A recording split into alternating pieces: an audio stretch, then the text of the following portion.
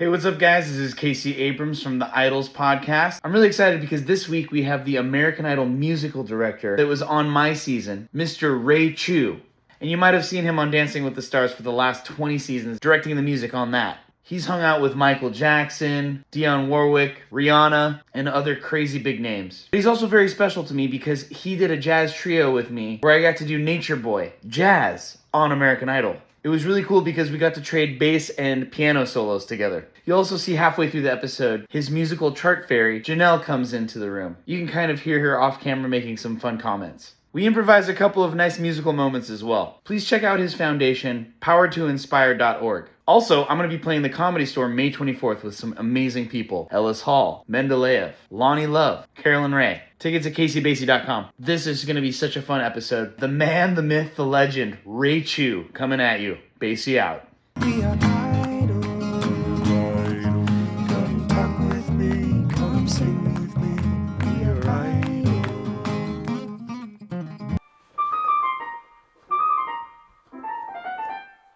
Yeah. Sounds good, man. Sounds good. That's jazz. Hey, did I hear? Now we'll start. Did I hear that you're doing the Emmys? No, we did the Emmys, Okay. and then so now we're submitting our show Dancing with the Stars for Emmy consideration. Okay, wait. So you were the house band for the Emmys? Is that correct? Yeah, I did the 47th Emmys. That's a little whiles back, but So yeah. that's cool because you're almost in with the Emmys, and so it's a little bit better of a chance that you might get the Emmy anyway, right? Well, I don't know if it's a better chance. It throws you on the table. Hopefully people see you and they recognize whatever work you're submitting. The work we're submitting this year for Emmy consideration is Dancing with the Stars as music director. And this is I completed 10 years and 15 seasons. And the show itself has been Emmy considered, but not nominated. Now the show, but some of the other tech, it's won tech awards, lighting, costumes, blah, blah, blah. But never the show itself or musical director. So. Okay, so this is the first time where you're on as the person. Like it's always been your show, but Right. you're the actual person of the show now. Right. That's awesome. Well, congratulations. How We'll was see. it doing the Emmys? How many times have you? I did the Emmys once. Once, okay. As music director, and it was it was a wonderful order. Yeah. It's a tall order, everything, and especially and I hope they're still kind of doing that in the now. When I say in the now, a lot of stuff is pre-recorded and and excerpt, and so it's a lot. I say that the challenges are still there, but not as much. Right. Delivering live music, you got to be on it. For instance, when they had the categories, right? You have a category and you have nominees. Let's say you have 5 nominees. I have to have all 5 pieces of music with my ensemble ready to go. And they're not giving me a lot, like, they're not saying, well, we know who's winning, so get you prepared. No, I'm finding out seconds before. They're saying, and while who's ever talking about is on stage, I got about 10 seconds. They say, okay, it's A, and A is Kristen Shuttleworth or somebody, whoever it is. And so I'm calling out A. So I have my options with my band. I'm saying, okay, we got A, B, C, and D. When I say A, it's A. And when I say B, we jump to B. B, 1, 2, 3, 4, and then we hit it. So That's insane. It is. So as soon as you hear who's doing it, you have to count it off. pretty much, you got to be ready. Be ahead of time. That's Yeah, insane. exactly. I think they found that they probably pre-record the nomination. The winner's music. Oh. Or they probably pre-record all the music, and when the winner is selected, you just play. Push a thing. Okay. Right. That's probably, I haven't done it in a while, but that sounds like the most economical and safest way to do it. Right. If I was producing that show, man, just go ahead and pre-record that stuff, Yeah. and leave some of the other stuff live, because you want it to still feel like a live, music to broadcast, especially in this age where everything is so packaged and pre-recorded, and then I say that word AI. Oh my goodness, That's a hot button word. It means a lot. Anyway, There's a lot. Yeah, there's a lot. there's a lot baked in that. So but that's the fun part about your job is that you get to lead a band, and so I guess sometimes on Dancing with the Stars you maybe you press play on stuff, or is it always live? No. We have it live. Now, what we do on that show is we do, the dances have to be very specific with the BPM. So a difference, and those dancers are really sharp. I mean, the professional choreographers, they are all they've won all over the world to be eligible to be on that show in doing ballroom dance. Yeah. They are sharp. So they will hear the difference between 122 and 121. I've heard of perfect pitch. This is like perfect time. Yeah, oh yeah. And they'll come and say that feels slower, Yeah. And I'll say, well, But so I've had to, so part of our charge is to make sure that we lock in a tempo. So if it's 121, we get a click on 121, and to make sure that, because sometimes people feel differently in the morning, and then later on, it sounds slower. You've had that, at night the tempo, and it could be the same tempo, and then at night it feels a little more relaxed, and in the morning or vice versa. After right? a little coffee, it's always going to be a little bit different. It feels that way, right? That's so crazy. Now, what's the craziest thing you've had to like whisper in? Because I know that you have talkback mics. Is that true? That's correct. So have you ever had an instance where you had to do something really at the last minute and be like, you have to change the BPM? Yeah, well, not BPM, but we've had to call some audibles during the show. It's a live broadcast, and as you know, after doing Idol, things happen during the live broadcast, and you got to figure it out. You can't like not have a variable or some kind of option available, right? And so things have happened, and I have to tell the band, hey, switch, and we're gonna do this, we're gonna do that. Let's turn on a dime and let's figure it out. There was one episode we did, and it was a little early on where we were doing for Mary Poppins. Step in time? Yeah, exactly. That was it. Is it the Derek Step in time? Exactly. That thing is moving, right? Yeah. And something happened where I don't know how I'm trying to remember exactly what happened, and I detected that this thing was getting ready to go off the rails, man. I'm like, oh, we can't have this happen. So I'm like, hey. And I had to do, I said, stop. And then we jumped to bar 120 or whatever it is. I was like, 1, 2, we're going to bar 120. 1, 2, 3, 4, then, and we were able to keep the thing going because they have a dance routine that obviously they can't stop. Oh my but they don't want to hear the music suddenly feel different or something else. So but that's the good thing is that you're not sweating under the pressure. You're actually having to do that. You can't pretend. You have to pretend like everything's all good. Yeah. And I think about what's his name, Steve Martin. His whole thing is don't let the audience know you're bombing because they don't know that you're bombing. Right. And I've done that so many times. It's like, oh, I messed up that lyric. In fact, during my audition, I did Georgia on My Mind during Hollywood Week. Okay. I hit the exact wrong notes. I hit the exact wrong lyrics, but I just kept going with my upright bass. And then now it's like the most. And they loved it. Yeah. What key did you do that in? I G? did. G Georgia? minor. Start on G minor. Let's see what happens. Other arms may reach out to me. Other eyes are gonna smile tenderly. Though in peaceful dreams I see the road leads back to you.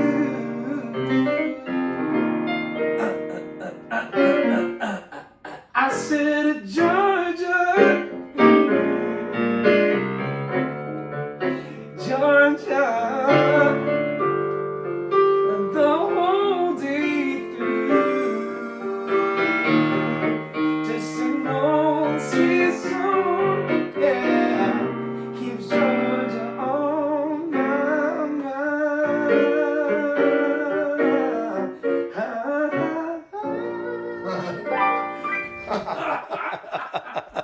Dude, That was That- awesome. When you said G, I said, listen, I oh, know. you want to go to the bridge? Okay, Yes, cool. That's cool. Yeah, they wanted to keep it I think a minute and 30. So Yeah, yeah, so- I know. Yeah. all right, Good, that's cool. Good. Obviously, you're a musical genius, so you know exactly what to do. Thanks for following me on that one. Wait, so did you do that kind of stuff at the Apollo? Because I don't know if there was maybe there's some recorded things, but like, what were you doing there? Were you in the pit? Yeah, that's exactly the kind of stuff we'd be doing. Oh, they would come up and just start, doing stuff, and I'd have to pick it up and follow along. We did a thing called, so the show itself, Showtime at the Apollo. When you see the show, Steve Harvey, Kiki Shepard, myself, and Sandman Sims. All right, and then it patterns itself after the decades-long tradition of Amateur Night. So they put Amateur Night in Showtime at the Apollo, which is a variety show. It had guest stars, blah, blah, blah, da, da, da. So I actually did both. Wednesday night, Amateur Night, which was 52 nights a year, right? I would go to the theater and do that. And then of course, when we would shoot the TV show, Showtime at the Apollo, we would shoot 12 episodes on one weekend, and another 12 episodes in the following weekend. So, that's a whole nother episode. But anyway, on the Wednesday shows, we would do a thing called Step Up to the Mic. So during the live, every Wednesday, we would call up people, tell me what song you're doing. All right, cool. I'll find it because the repertoire is. I have a pretty long repertoire, right? Yeah, you always have to. And whatever key, let's go, whatever key. And then in my band, we're very nimble and we do. So Step Up to the Mic. You get a song, let's go. I got it. Now I saw Steve Harvey doing. So I don't know if this is the exact thing, but I saw Steve Harvey doing something with a dancing trombone player. Did you have anything to do with that? Jonathan Abrams. Okay, so you. I know him. And matter of fact, he works with me continually doing stuff, but he does his own thing. By the way, this guy is actually, he's a superb trombone player. Let's start there. Okay? Mm-hmm. And he's in remarkable condition. He does this like yoga, Tai Chi combo thing that he has going on. And the guy can twist his body in all kinds of positions and play the trombone with his feet and it's like, wow. Yeah. And then and he dances and he raps. He's a wonderful entertainer, but he's genuinely a superb trombone. Let's start there. Right. He's in incredible condition physically. Yeah. All right, and it's fun. Yeah. That's so funny. I didn't even research that. I was just like, wait, I've seen Steve Harvey do it. I wasn't sure if it was a thing. Yo. Hey, got a drink for you. Thank you. Yeah, give me Let's talk about Jonathan Abrams. Oh yeah, John Aarons. Yeah. Yeah. Hi. Oh, I'm trying to hug. Love you. Hugs. Love you. Last time I saw you was at LeVance's. Oh yeah, it's a birthday party. Yeah. Good to see you. You too. Jonathan Aarons. Yeah, okay. I love that guy. I think. No, he's He's cool. incredible. And Have you he's done the cruise ships with him? No. Yo, he did the cruise ships for a minute. Oh, okay. Yeah. That makes sense. He's still doing them. Is he? Yeah. Oh, okay. Well, whenever he wants to, I guess. Now, speaking of cruise ships, I've been doing the Dave Cause cruise for a while. That's cool. Yeah, but I heard Blue Crystal. You heard my song, Blue? Dude, Really? yes, and that album is awesome. That's cool. It's almost along the lines of a Dave Cause thing. I could hear Dave putting his saxophone on it or something like that. Yeah. So how many albums did you do, and when did you decide to I'm sure you're still creating, but going from the songwriting aspect to the conducting aspect and all the other producing things that you do? Well, let's see. I'm going to go back to, crazy 80s. How about that? That's why I was signed to Capitol Records. Okay. And I was one of their early young producers. They plucked me as a young producer at a time where they really weren't using young producers. Back in the 80s, the producer was always, some, staunch older guy. With the and then the young cats, well, wait till you grow up to be a producer. Now it's kind of flipped. Everybody wants the young cats as producer. But in any case. Right, yeah, exactly. They plucked me to be a producer, and I started working at Capitol, producing some albums for them. I did Eric Mercury, this one, that was a few of them. Then they said, hey, let's have you do your own album. And I did an album called Chew. So we named the band Chew. And so it's still out. It has a vinyl thing. And so I was, probably like 20 years old or something like that.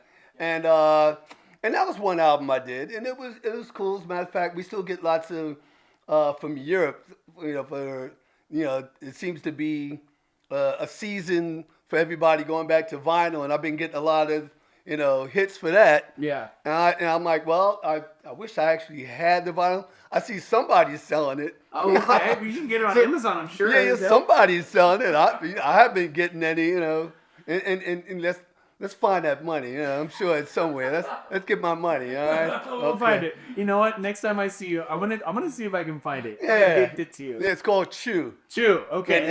And the album's called See the Light. Anyway, the Okay, band's called Chew. I'll look that up. No, how did you get into American Idol? Because I know that Ricky Minor went from Idol to Jay Leno. In fact, after I got voted off, I went to Jay Leno and met Ricky Minor for the first time. Right. So, were you guys buddies? How did you get onto the show? No. I've known Ricky for a number of years, and matter of fact, he came and did a season with us at the Apollo during the last couple of seasons. Was it Philly bass or? Well, no, they brought him in as a music director for one season. Okay. Even though I had been there for a bunch of years. What happens? They had a new executive producer, and she said, "Hey, I got to come in with my guy." Understood. And then he did. So he did. I think he actually did a half a season. Okay. And then they said, "Well, Ray's been doing it." So Okay. So we went back, and I finished out we ran that train or the bus until the tires came off. So anyway, but it was cool. It was a wonderful ride. Showtime at the Apollo, and and that's where Ricky and I first engaged each other, as musicians, and a lot of mutual respect.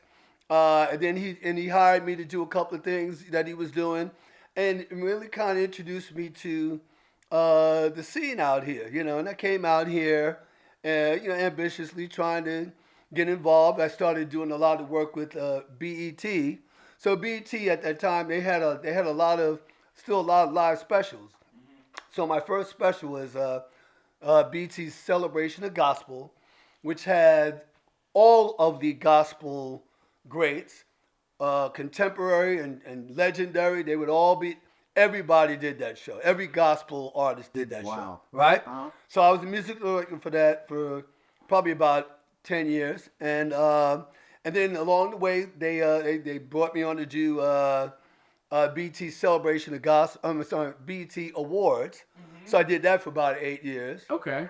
And a lot of wonderful segments in there, working with Al Green and Patti LaBelle and putting all these wonderful tribute segments together. Then I also did their first musical series, Sunday Best. And then that was a gospel competition show. And then they had an honors type of show, like Kennedy Center Honors. They called it BET Honors. So I did that. So for a number of years, I did all of their specials. Yeah. Then from there, I was like, okay, let me see if let me break in. I hope that's a good break into, network TV. And then I got an opportunity with Ron Fair. Oh. The great Ron Fair. He introduced me to Jimmy Iovine. And then they took over that's the same year you guys came in. Yeah. That's 2010. Yeah. 2010, right? Yeah, Okay. and then it went into 2011. Okay. That's when we went live. But yeah, it started in 2010. Okay, right. That's when they brought me in. Yeah, Ron Fair brought me in, and with Jimmy Iovine, and yeah, here we went. That was really great. But I didn't know because I remember I thought Ron Fair was just like one of the producers. I think I worked with him and some guy named Jimmy something, and we did Have You Ever Seen the Rain? But yeah, I didn't know because he was just one of the producers. We got to meet some really crazy producers like Don Was and all these people. And I remember I remember this is crazy. I remember Jimmy Iovine kind of wanted me to do something poppy, and I did not want to do it. I recorded like this version of I Can Feel It Coming in the Air Tonight. I could do Phil Collins. Yeah, I was like, it's a good song, but at the same time, I was like, I need to do something jazzy. Yeah. And so I remember we recorded the song. Then Don was like, dude, this guy needs to do some jazz. So I remember, I think, like, I want to say 2 a.m. We went into the studio. Yeah. I think you were I don't know if you were there. Yeah. Someone was playing. Yes, Yeah. 'cause I know you played on the live because I remember the white bass, the white piano, the white congos. Right. But I just remember I had to do jazz. We had to do Nature Boy. And okay. man, that was super fun. And I just remember we scratched it. Yeah. Yeah. We'll yeah, because I want to grab my bass and do that. Okay, you got it. Yeah. But like, was there like? Do you remember? Did they call you in to record stuff? Like what? Like, or was it just strictly the show? No, it was with the Jimmy Iovine years.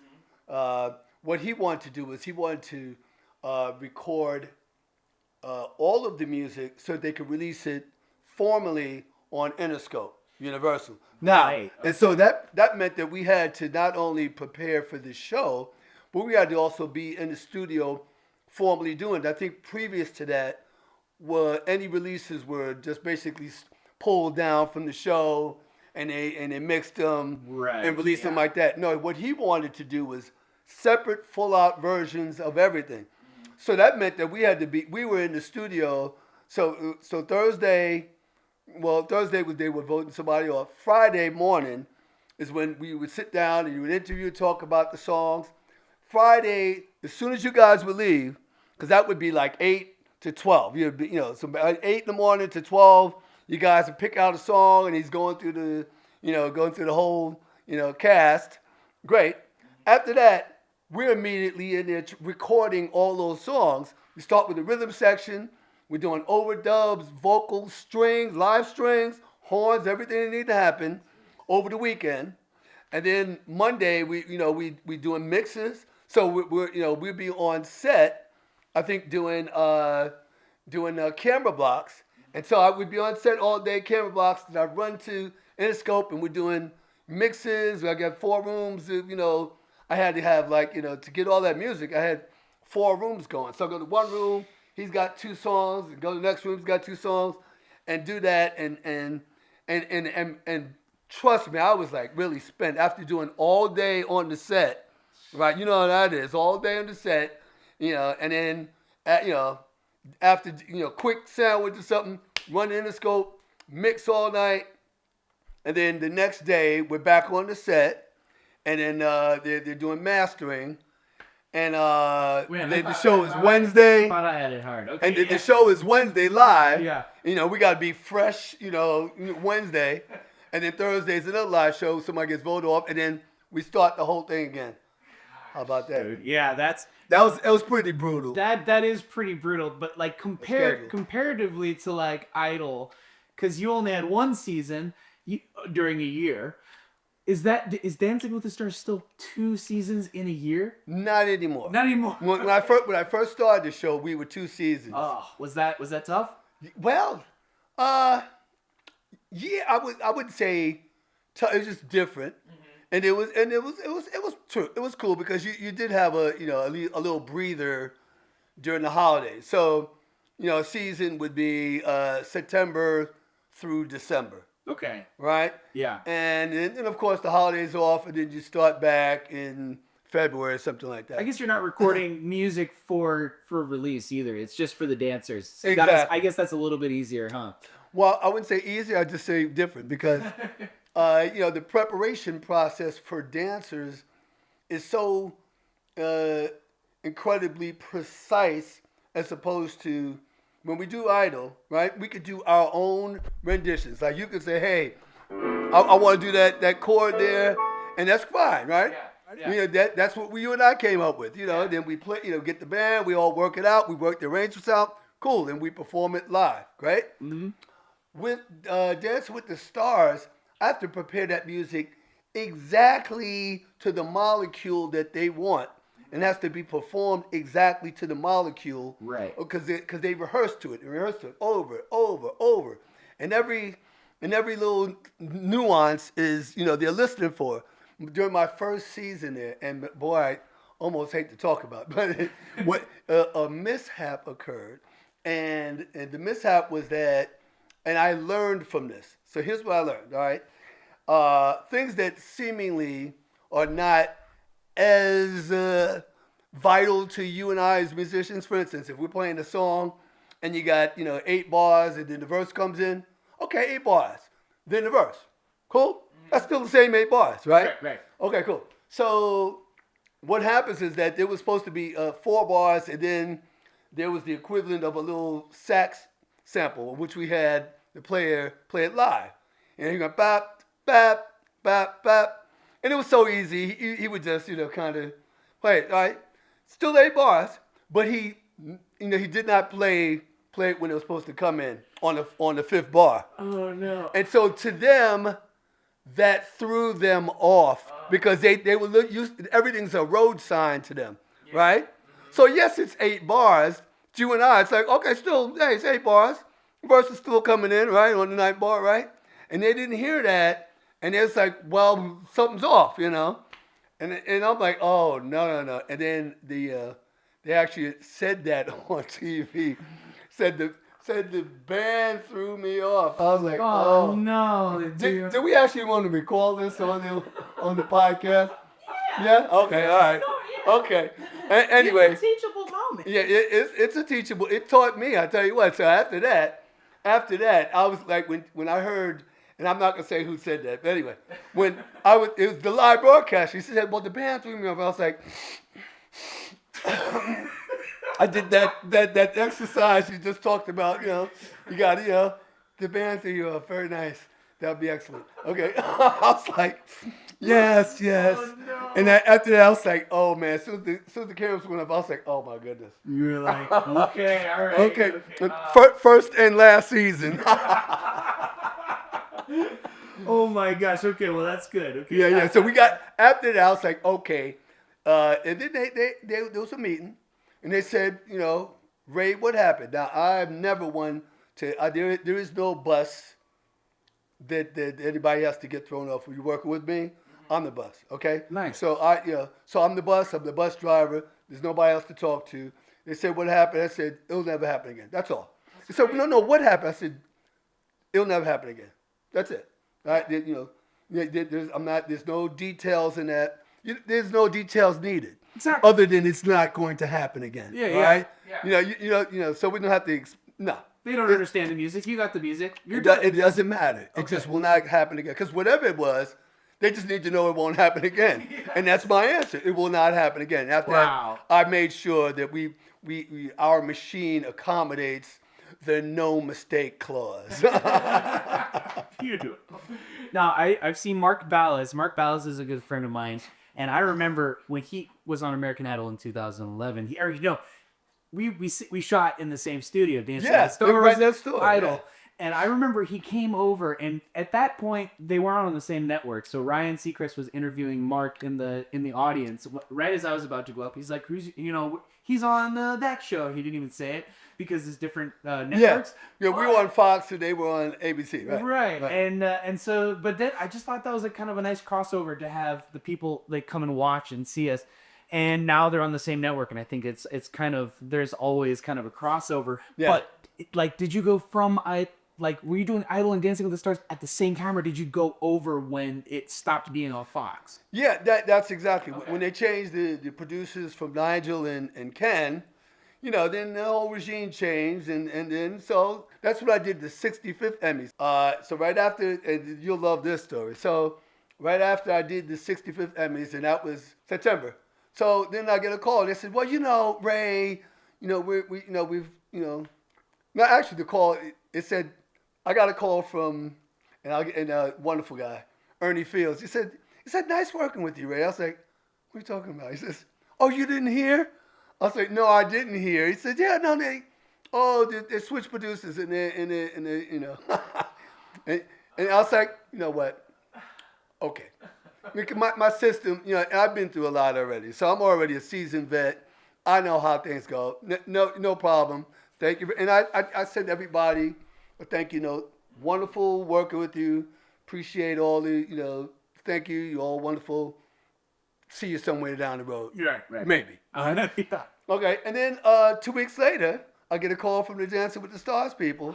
Said, hey, Ray, we heard you're available. I was like, I might be. And you just, Let me think. You just Let walk me, over there. let me think about that. Okay, I'm available. All right. Let them sweat a little bit, dog. And Yeah, now about you- 10 seconds, Yeah, yeah. exactly. And now you're doing it. That's really cool. There was some crazy things. I remember it was like Elton John week. And James Durbin, you remember that guy? Oh, Richard yeah. the Rocker. Yeah. He was doing. I think he was doing Saturday Night's All Right for a Fight. And I remember you're right. Oh, with the piano on fire? Is that the Yes. one? Oh my goodness. And I hit left. I'm never offset. And I was outside the skeleton on the phone, and people were blowing my phone up saying, "Is Ray okay? Is Ray okay?" I got singed. You got singed. I got singed because they had during the rehearsal, the fire, it was supposed to be timed so that I was playing and then I would kind of step back and then it would go or something like that. Whatever, it was supposed to be timed. Yeah. What happened was that during the show, again, live show, I'm sitting there playing, all thing, this thing goes up, I'm like, oh, man.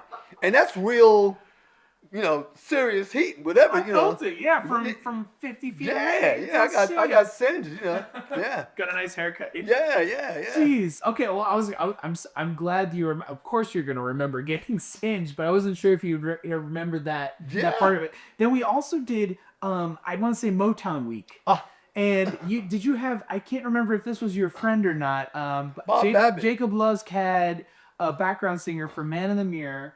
I brought in Bob Babbitt, who's one of the original bass player. That's right, one of the Yeah. original Funk Brothers. Yes. All right. But who's the singer? The background singer for Man in the Mirror, and I think she. Saida Garrett. Yes. Yes. So are you friends with her? Oh, yeah, Okay. Did you bring her Yeah, on? absolutely. Oh my God. See, American Absolutely. Idol was kind of lucky to have you bring all these people on. That's amazing. Well, the wonderful relationships that I cultivated through all the years of doing a lot of stuff. I bring them into play, and still even to this day, when we're doing Dancing with Stars or some other show, sometimes I'll make a call and bring, and do that. For sure. Yeah. And then when I got voted off the first time, I got the save. Okay. So I was supposed to sing "I Don't Need No Doctor," and then everyone said stop. You've gotten saved. So that's Okay. so I was about to be 11th place and get voted out. Okay. But then they said. I remember they stopped and and Randy was like, "Hey guys, hey Ray and the band, stop." So did you know what was gonna happen at No, that point? we do not know. Oh my Not God. at all. They call it in my ear or I hear, and that's the guy I got to respond. So, and I have my in-ears, and I'm not sure if they said that or if they didn't say that, but I heard him say that. Yeah. He said stop. The man said stop. He's on live TV. We're gonna stop. Wow. I'm not gonna keep playing. Yeah, that's amazing. SNL. Oh yeah. Yeah. Who is the coolest celebrity that you hung out with at SNL? Wow. Stevie Wonder came, and Eddie Murphy did Stevie Wonder with Stevie Wonder. You were a part of that. Oh yeah. Wow. So during the Eddie Murphy years, I was in the house band, and I would compose some music and arrangements. Leon Pendarvis, who's still doing Saturday Night Live, he's still the music director. Okay. Right? He's been there 50 years or more. How about that? Wow. And then and Tom Malone, who played with the Letterman band for all those years, he was music. Yeah. Yeah. He was music director or co-music director, and he's the one that brought me on. But I've been working with Leon and all these guys on the New York session scene, so we all knew each other, and they brought me on. And in the band at that time we had a smoking hot band. Of course, great horns, and let's see, we had Ray Chu, Chris Palmero, he was on organ, Leon Pendarvis was conducting, Buddy Williams on drums, Neil Jason on bass, David Spinoza on guitar, the horns, we had Lawrence Feldman, Tom Malone, sometimes John Thaddeus, Lou Marini, and Alan Rubin. Okay. And Dave Wardenius was also, we had two guitars. We had the smoking hot band. Yeah. And we did the only Saturday Night Live album that's out. So there's a Saturday Night Live album with the Saturday Night Live band. That's the only one that I'm aware of, because if you dial Saturday Night Live album, that's the only one that shows up. So yeah, it's a really cool album. And that's the first time You you should met check that Stevie? out. Huh? Is that the first time you met Stevie or Stevie Wonder?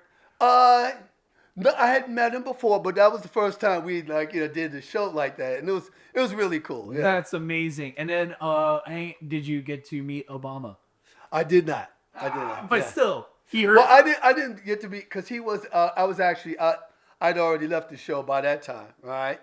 I met Obama later on. Oh, you did? Okay. When he was being in the inauguration of President Barack Obama at the Democratic National Convention. Oh, okay. All right, and then the process of inauguration, we were in Colorado, and so the Democratic National Convention is a 4 or 5 day humongous event and they have to do it in a big sports arena with every news outlet and it's just a humongous undertaking. Yeah.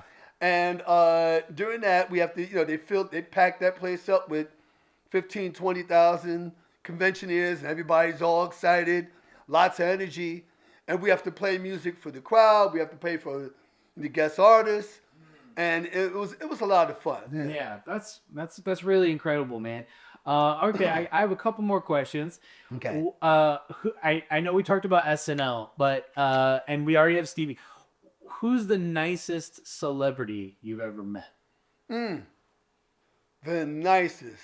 Well, there's been a few that have been like really wonderful. Dionne Warwick has always been wonderful. And she's adopted me. I've adopted her. Yeah. I was being honored by one of my first music schools. It was called the Harlem School of the Arts. And I studied classical. They only did classical piano at that time, and I was also they had a little boys choir. So I was getting full study, and so they honored me years later, and they said, well, who can we get to participate? And I said, let's call Dionne, and Dionne serenaded me and honored me.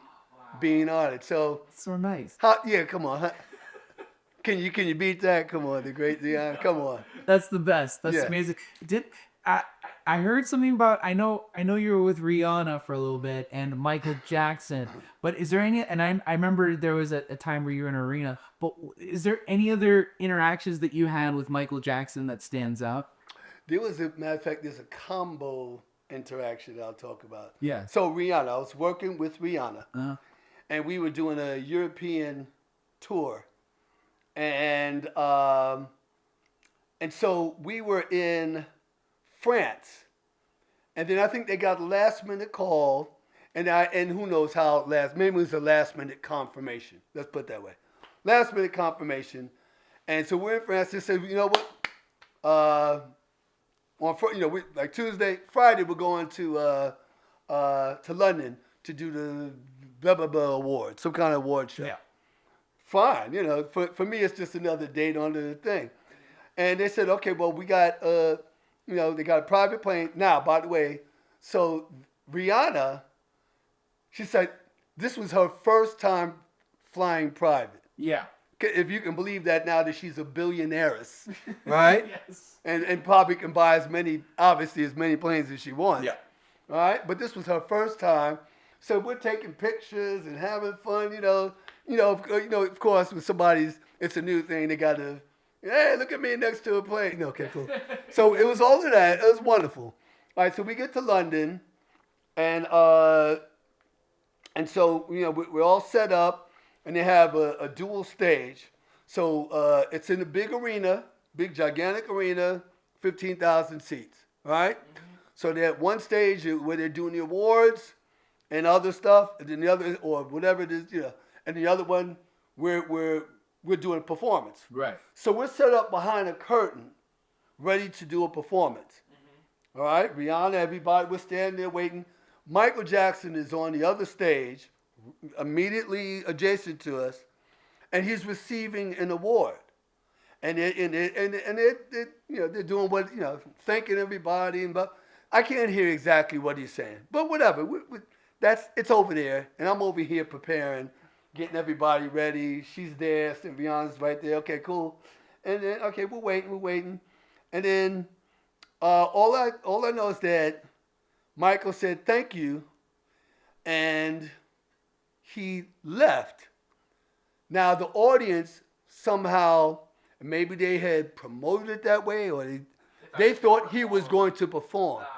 The curtain came up, and the entire place started booing. For real. You're right. They started booing, and it's like, it was, first of all, it was such a shock. Like, whoa, like, and then, now you're trying to, first of all, now you're trying to, it's a live show, and it was televised, so you don't want to stop what you're doing to acknowledge boos, but you got to get past that, and it was loud. And I'll have to say that was a great Rihanna moment, because I said, and she trooped through it. It was like cellophane. She peeled it off and kept moving, and I had to give her, later when I saw her, I gave her bravo, because she trooped right through it, and then she won the audience back after they realized, okay, well, he ain't coming back, and she's here, and they got into it. But it took a minute though. Yeah. It was a very painful minute. Did it remind you of Apollo? Oh yeah, well, yeah, I've been through a lot of those at the Apollo. Yeah, people get booed off the stage. Yeah, that's incredible. Good for her and for doing that. Yeah, absolutely. Okay, and now, what is the nicest compliment anyone has ever given you? I'm giving you permission to brag a little bit. Well, I will say that I've gotten a few where people said thank you for presenting my music in the manner that I would want to do. Also, thank you for not stressing me with having to explain to you everything I need you to do. All right? As a bass player and as a musician, you come on with all your abilities and skills, and there's a lot of things that if you're going to show up, for instance, if you show up to a jam session and they're playing jazz, you should already know that, you got all the standards in your head. Nobody's, give me a fake book. What do you mean give you a fake book? You're supposed to know all of that stuff. Or don't get up there and jam, right? Right? Nobody's forcing you, right? So I think one of the great compliments I got is that, from, more than one artist, and these are very significant names that would say to me, hey, thank you for, and they would use the word entrusting, or I would use the word.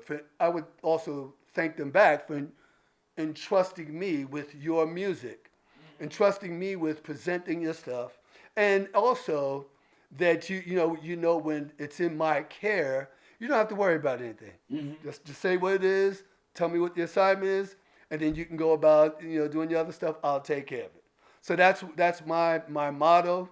Whatever you say it is, I'll take care of it. Yes, yeah, you can overplay too, you can underplay, but you can't be stepping over people. So I think you're definitely really good at that for sure. Do you hang out with Derek Huff? Do you hang out with Mark Fallis behind the scenes? I wouldn't say hang out, but there's a couple of times where we may have some interaction, a dinner, lunch, or run into. Everybody is those guys are so busy, but I hang out with some of the other musicians and singers who are a little bit more available. We'll say that. Right, sure. But I just spoke to Mark, and I know he was in New York. He was working on Broadway. He invited me to come down, and I just saw Derek Huff the other day. He hugs, that kind of stuff.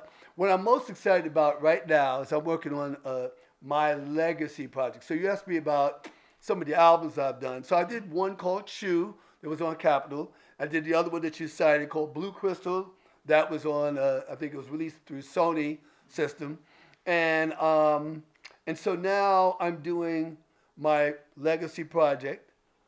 And it's a Ray Chu and Friends styled type of thing. And the good news is I have a lot of wonderful friends. Yes. And so I've invited along people like Robin Thicke, Lisa Fisher, Marcus Miller, Christian McBride, Steve Gadd. We got some really cool stuff. Yeah. Wow. Who else? Travis. Oh, Travis Garland. Yeah. Is also singing on this. Yeah. Oh man. So yeah, and I'm gonna be I think we'll start releasing the single maybe in the fall, full release in 27. Okay, perfect. One last question. Who were you most excited about ever in that was going to be one of the dancing celebrities on Dancing with the Stars? So one of the celebrities I was most excited about was Kareem Abdul-Jabbar. Now, not because we expected him physically to do a whole lot. First of all, it's 7 feet. It's a little awkward, and I'm sure he hadn't been doing a lot of dancing probably in his life, and then even later on in his life, But in any case, the intellect of Kareem Abdul-Jabbar and what he meant during a very pivotal time in the history of this country. Yeah. And that he would be, and also that he was also stoically, personality-wise, you never catch this guy smiling or chumming around. The only one that loosened him up was Magic Johnson finally, because how could you not smile? The magic is just going to make you smile, right? Right. So finally, because I heard the stories between them, and Magic is jumping all over. He's like, "Rookie, get out of here," And so knowing that about him, when he came to the show, he was wonderfully loose. He was affable. He was approachable. And it was cool. So I liked that. That's beautiful. Okay, cool, man. You want to jam? Yeah. All right, that's okay. music, Thank you man. for that. Yeah. Dude, that was good. Yeah. All right. That's good. So yeah, very far over land and sea. I'll stay there a little shy and satisfied, but very wise was he. Yeah. And then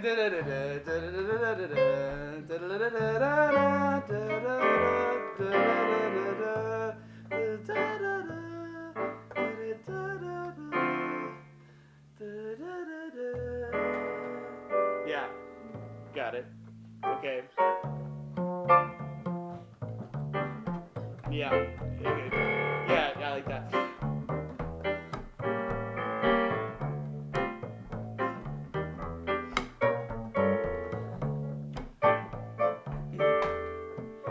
There was a boy, a very strange, enchanted boy. They say he traveled very far, over land and sea, a little shy, sad and by, but very wise was he.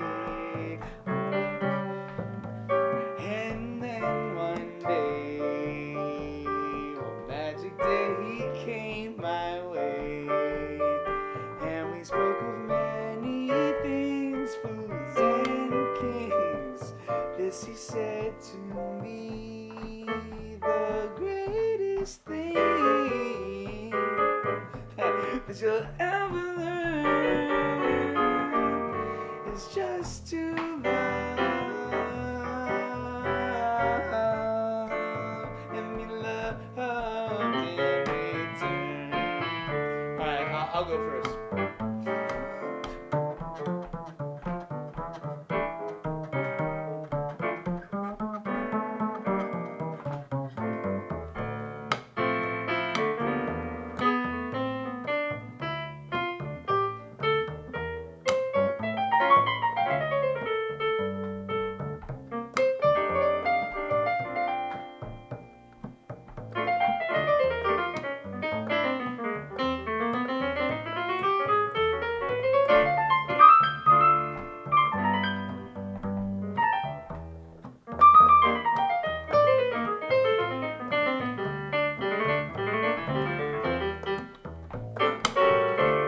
There was a boy, a very strange enchanted boy.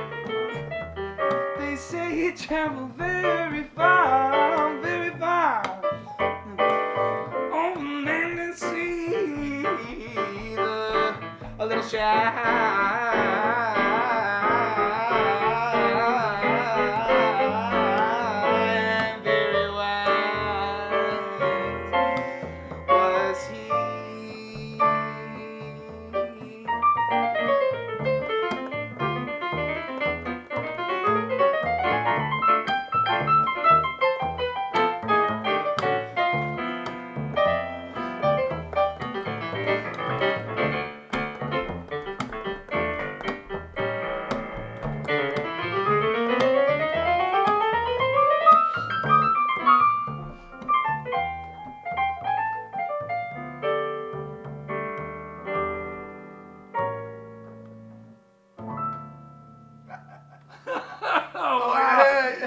Yes, man. Wow. Dude, that was so fun, man. It's good to jam with you again. Appreciate it, man. Thank you. All right, dude, that was really good. With the voices.